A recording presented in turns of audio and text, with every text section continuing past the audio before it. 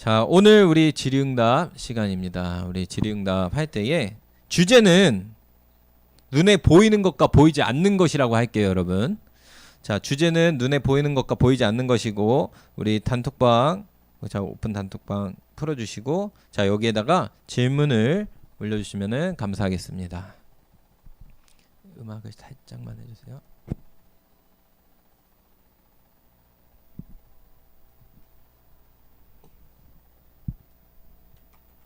어떤 것이 이제 가장 좋았냐라고 여쭤봤었는데, 그때 어머니가 정말로 환하게 웃으시면서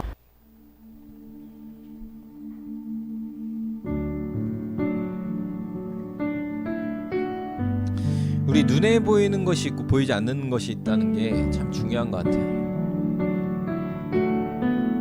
특히 청소년 시기에는 겉에 보이는 게 전부인 것처럼 보이는 게 있고, 또 다들 그렇게 학교에서도 그렇고 다 그렇게 자라왔던 것 같아요, 목사님. 오늘 말씀을 들으면서 좀 이해가 안 갔거나 아니면 궁금했거나 그런 것들 자유롭게 물어봐 주셔도 괜찮습니다.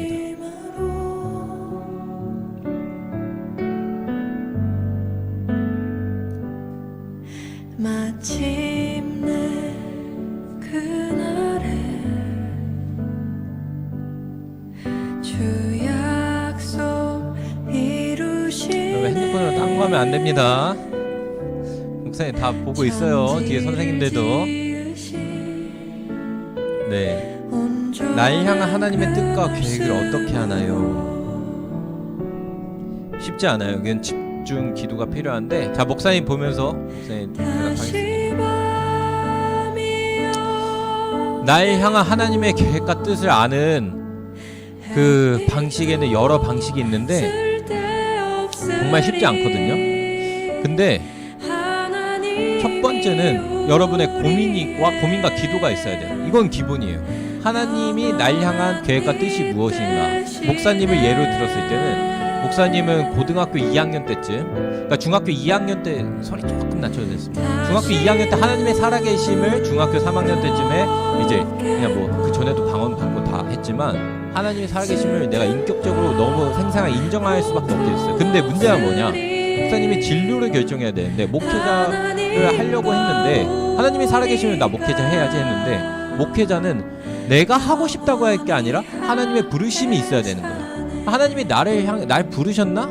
나를 정말 목회자로 세우길 원하시는가? 라는 질문 앞에서 목사님도 처음에 부딪힙니다. 그래서 그 기도의 기간을 한 1년 정도 가져갔던 것 같아요. 시간이 짧지는 않아요. 근데 그 방식이 어떻게 됐든 기도하는 과정에서나 마음에 부어지거나 어떤 방식이든 그 뜻과 계획이 알아질 때가 있어요. 그리고 그 외에 하나님이 날 향한 뜻과 계획을 안다는 이 차원, 뜻과 계획이라는 차원에서 어떤 방식으로도 알 수 있으면, 자, 집중해보세요. 각자 사람마다 그 분노의 포인트가 있어요. 목사님 이렇게 생각했어요. 분노의 포인트. 화가 나. 무슨 말인지 이해 가세요? 똑같은 일인데 다른 애는 화가 안 나거든. 나는 화가 나.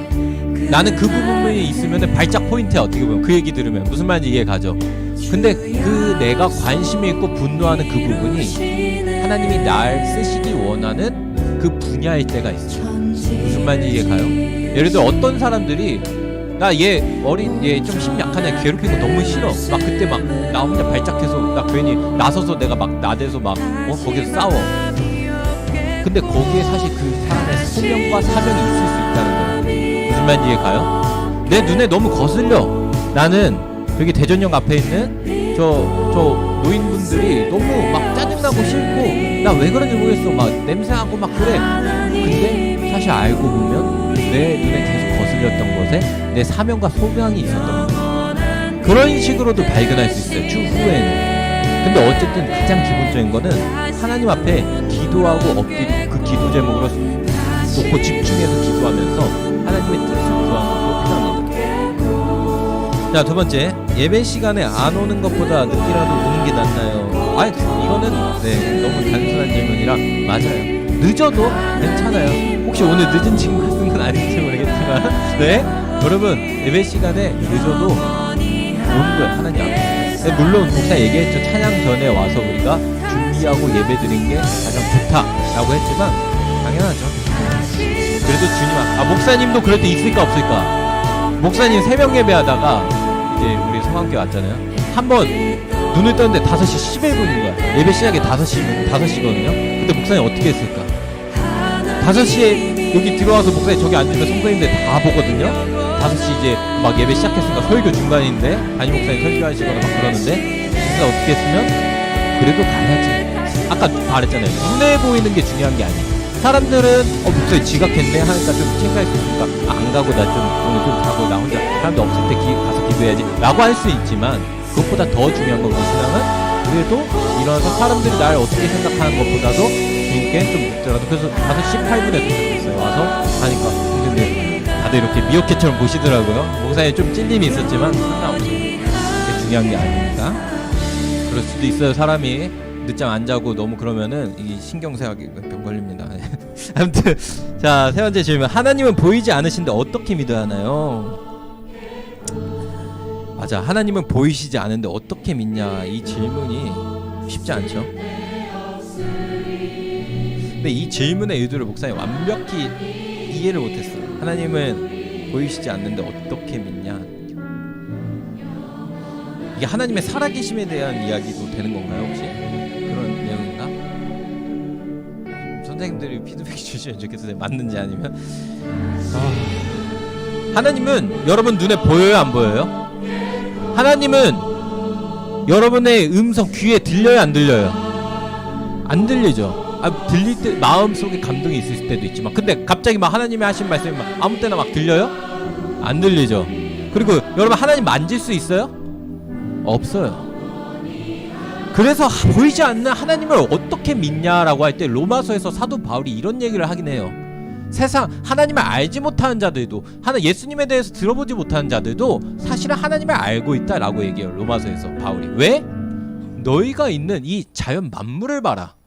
너희가 살고 있는 이 지구를 봐라. 이 동식물이 산소를 공급받고 살아가고 지구가 움직이고 해와 태양과 별과 모든 것이 공급되고 하는 이 모든 것들, 산소와 물과 모든 것들이 우연히 생길 수 있는 거냐? 창조주가 있는 것이다. 그거를 마음속에 의식하지 않아도 모든 세상의 사람들은 알 수밖에 없다라고 바울은 얘기해요. 하지만 그 얘기도 맞지만 저 목사님 같은 경우에는 이 보이지 않는데 어떻게 믿어야 되냐? 내가 믿을 수 있을까요? 없을까요? 자, 다시. 보이지 않는 하나님을 내가 내 힘으로 믿을 수 있을까요? 없을까요? 사실 없어요. 목사님도 여러분한테 얘기할 수 있는 건 여러분의 힘으로 나 믿는다 해서 믿어지는 게 아니라 이건 순전히 성령님이 역사하시는 거예요. 근데 내가 만약에 하나님을 믿고 싶어서 이런 질문을 했겠죠? 보이지 않는 하나님을 어떻게든 믿고 싶으니까 그 마음 또한 하나님이 주신 거고 하나님이 내게 살아계심으로 생생하게 알게 해주시고 믿을 수 있게 해주세요 라고 여러분 기도하며 나아가야 돼요. 그럼 이 믿어짐은 성령님의 역사하심이에요. 성령님이 여러분에게 믿어지게 해주신 거예요. 그래서 어거스틴이라고 하는 사람이 그 얘기를 해요.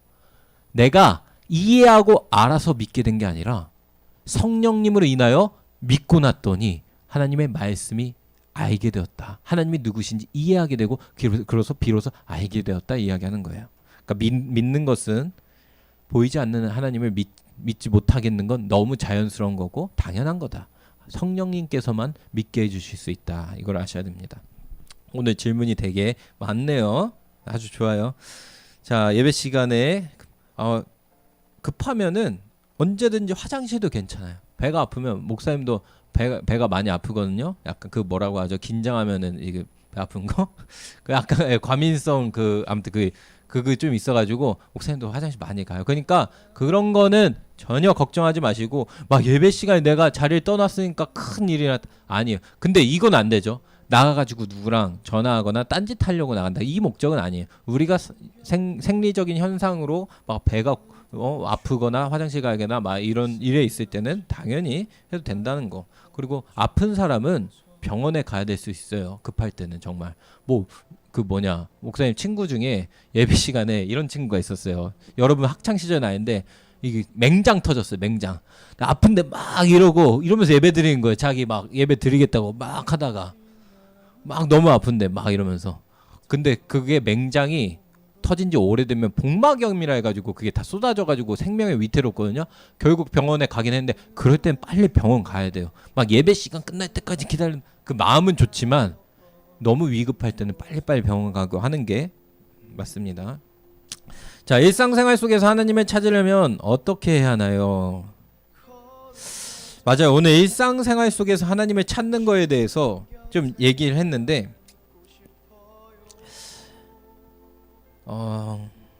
방식은 여러 가지가 될 수 있거든요. 근데 중요한 것 중에 하나는 여러분 목사님이 예배 시간에 설교를 통해서 얘기해요 안 해요? 뭔가 얘기하죠. 지난주는 예배를 했다면 그 전주에는 말씀을 했고 근데 그 얘기한 거를 여러분 스쳐 지나가서 아 끝났다 숙제 아 어려운 거 하나 끝냈다 내려보낼 게 아니라 그 말씀을 들을 때에 이 말씀이 내 안에 와닿을 수 있도록 집중하고 내 생각과 가치관을 같이 바꿔나가야 돼요. 무슨 말인지 이해가요? 그러니까 말씀을 실천한다는 것은 여러분이 착각할 수 말씀 묵상하고 나 오늘 아침에 일어나서 당연히 기도하죠. 그리고 밤에 잠잘 때 기도하고 이런 것도 당연히 하지만 단순히 그러한 어떤 조치를 해서가 아니라 더 중요한 하나님 말씀대로 살아간다는 건 여러분의 삶의 목적, 중심 그걸 하나님께 드리고 표대를 보고 나가는 거예요. 무슨 말인지 이해가요? 내가 공부하는 이유와 목적이 분명하는 거예요. 내가 공부하는 이유와 목적은 하나님이 나를 학생의 신분은 있을 때 내가 공부는 못할지라도 노력은 해도 내가 좀 잘 못해도 그래도 이 공부하는 이유와 목적 하나님께 있다는 거예요. 그럼 내가 대학을 가고 직장생활하고 내가 친구들과 놀고 모든 가운데에서도 즐겁게 즐겁게 하는 거예요. 축구도 하고 여러분이 하는 거 재밌는 거 하고 근데 항상 마음의 중심의 저변에는 뭐가 있어야 되면 내 인생은 하나님께 있다. 난 하나님께 속해 있고 하나님이 나에게 우로 가라 하시면 난 그 결정을 할 거다. 하나님이 나보고 갑자기 군인하라고 하시면 난 군인 할 거다. 이런 마음의 결단과 그 자세가 있는 게 되게 중요해요. 이게 여러분의 삶을 끌고 가는 데 있어서 하나님의 역사심의 가치관을 대변하게 돼요. 무슨 말인지 이해 가세요 여러분? 이게 어려워요. 이게 내가 갖고 있는 물질 포기한다는 것도 그렇고 사실 이게 진짜 어려운 거예요. 일상생활 속에서. 그러면서 예를 들어 나아가면서 이런 것도 나아갈 수 있어요. 어떤 상처받는 일이 있거나 힘들 때 있어요. 그럼 주님께 조용히 마음속으로 읊조려도 되고 그럴 때 혼잣말로도 괜찮고 예수님이 내 안에 계시다고 생각하고 말해도 괜찮아요. 옆에 계시니까. 그렇게 하면서도 나아가는 것. 그걸 항상 의식하면서 나아가는 것들. 네, 그게 중요합니다. 자, 그럼 마지막 질문. 이제 시간이 많지 않으니까 질문 받겠습니다. 가족 중에서 2명만 예배에 나오고 저희 가족이 하나님의 도움이 필요해요. 그럴 땐 2명이서 가정 예배라도 하면 하나님께서 도움을 주시나요? 우리한테 너무 중요한 질문이죠. 가족 중에서 2명만 예수님 믿고 예배 드리고 있고 나머지 다른 가족들도 예배를 드려야 되는데 이 가정 예배라도 하면 하나님께서 도와주시나? 이 도와주시는 게 어떤 도와주신 건지 잘 모르겠어요. 뭐 그 삶을 도와준다? 아니면 하나님 보호해 주신다? 아니면은 예수님을 믿게 되는가? 근데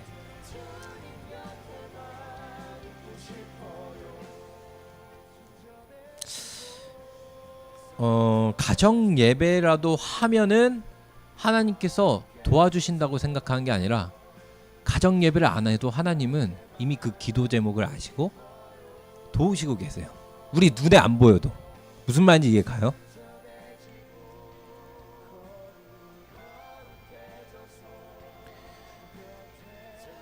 이 도움이 필요하다고 이 친구가 얘기했잖아요. 하나님의 도움이 필요하다고. 이미 하나님도 그것을 아시고 같이 기도하고 계시고 하나님도 그때를 위해서 준비하고 계시고 있어요. 그 마음을 품게 해주신 분도 하나님이고. 그러니까 물론 어떤 때는 우리가 작정 기도할 때도 필요하고 어떤 때에는 집중해서 예물을 드리면서 해야 될 때도 있지만 단순히 무엇을 함으로써 이 도움이라는 게 이제 예수님을 알게 되고 예배를 같이 나오게 된다는 건지 뭔지는 잘 모르겠지만 목사님 잘 이해를 못했지만 어쨌든 중요한 거는 하나님이 멀리 계시지 않다는 거예요. 일단 가장 중요한 전제는 하나님도 이 기도 제목을 알고 계시고, 그리고 가정 예배라고 할 때 아마 이런 의도가 있을 수 있어요. 교회 나와서 예배 드리지 않으니까 내가 집에서 예배 드릴 때 같이 참석해서 너도 이거 예배 드리면 좋지 않겠니? 라고 얘기하는 거는 아닌가요? 네, 아닐 수도 있구나. 네. 어쨌든 하나님께서는 우리가 진실되게 주님 앞에 기도하며 나아갈 때에 들으세요. 하나님이 가장 응답하실 때 예스를 많이 하는 응답이 뭔지 아세요, 여러분? 저번에 목사님 얘기했죠. yes, or no 또는 wait 있죠. yes 가장 거의 언젠가는 yes가 가장 많은 것. 그게 뭐면은 하나님, 우리 가족 중에 누가 주님 앞에 더욱더 나와서 예배드리기 원합니다. 하나님 믿음을 더해 주세요. 성령 하나님 이거는 거의 하나의 예스예요. 왜냐? 성경 말씀에서 하나님 그렇게 하라고 하셨고 하나님 역사하셨고, 우리가 그 기도를 할 때는 그 응답은 사실 여러분 이미 받은 거고 이루어진 걸로 알고 나아가도 돼요. 당장 눈에는 그렇게 안 보여도. 무슨 말인지 이해 가세요? 그거는 예스예요. 그거는 이미 응답된 기도고 결과가 정해져 있는 기도라고 보고 우리가 믿음을 잃지 않고 계속 기도해 나가면서 나아가도 돼요. 근데 이건 안 되겠죠? 하나님 저 로또 1,000억만 되게 해주세요. 그럼 900억은 제가 교회 헌금하겠습니다. 이거는 하나님 노 갈 가능성이 많아요. 무슨 말인지 이해 가죠? 이건 예스로 돼 있는 기도고 응답이라 생각하고, 만약에 이 예배 같이 나오는 게 너무 마음 아프고 하는 건 하나님이 나를 세우셔서 우리 가정을 위해서 기도하고 준비하라고 하신 사명과 목적이 있다 생각하고 이미 예스된 기도를 난 해 나간다 생각하면서 함께 기도해 나가는 게 좋아요. 가정 예배라도 하면 하나님이 도움을 주시냐는 차원이 아니라 이미 하나님은 그 가운데 역사하고 돕고 계시고 하고 있는 거예요. 눈앞에 보이지가 않은 분. 항상 그래요. 성경 말씀의 역사를 계속 보면은 눈앞에 보이지 당장 이게 되지 않아요. 즉각적인 반응이 안 될 때가 많은 거예요. 요셉도 마치 22년 동안 계속 타지에서 노예나 종살이 했듯이. 이해가죠 여러분? 생각보다 하나님의 때와 기간이 우리 것보다 길 때가 있을 뿐이지 실망하고 낙심하지 마십시오. 하나님은 분명히 역사하십니다. 자, 그럼 오늘 질의응답은 여기까지 하도록 하겠습니다.